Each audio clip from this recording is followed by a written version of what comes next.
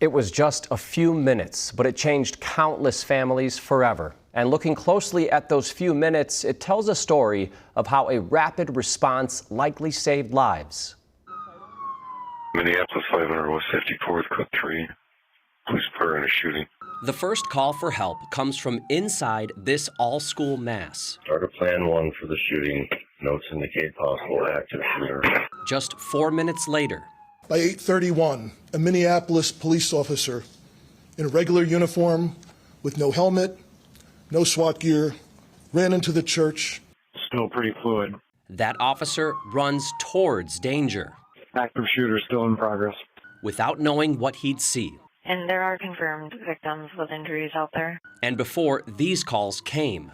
They got a shooter down as of now. The suspect killing themselves just minutes after opening fire. Has a rifle and shotgun. He's down right now. But then the scope of the tragedy becomes clear. Okay, I'm going to interrupt here. We just got an update from squads. They want EMS in front of the church for victims. We have at least 20 victims at this point is what they're saying. And the chaos and confusion that follows. All responding units, please keep your eyes open. Shooter is still possibly in the area. Preliminary reports that we're getting here is the shooter is 5'4", deceased. Start bringing ambulances in. I'm going to be working on triage.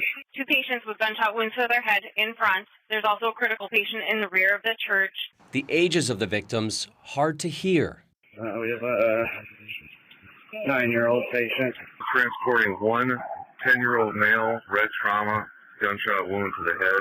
But the bravery of these first responders hard to deny. All known patients have been triaged and transported. Those swift actions undoubtedly saved the lives of many of those children. We train for this. Most of us all have kids, though, so it's still really, really hard.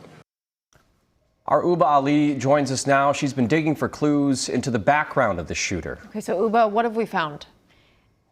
The investigation is digging deeper into the life of the shooter responsible for the recent tragedy at Annunciation. An educator who taught the shooter when they were at a different school is providing a sobering perspective. Sarah Reilly taught art class for the shooter several years back. It wasn't until she saw this photo that it hit her. She remembers them as an odd, different kid who was goofy, but at the same time, someone who needed help.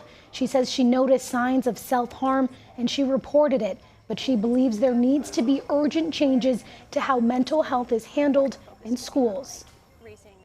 I think that with the lack of systems we have in place to support children, a lot of kids fall through the cracks. And not every kid that falls through the cracks becomes a mass shooter.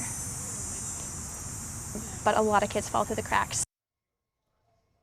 We also just got this new search warrant filed as part of the investigation into the shooter. We're going through that now and we'll tell you what we learned coming up all new at 5. Jeff and Aaron. Okay, interesting perspective from the former teacher. Thank you so much, Uba. And more to come on the deadly school shooting, including tips on how to talk with your children about what happened.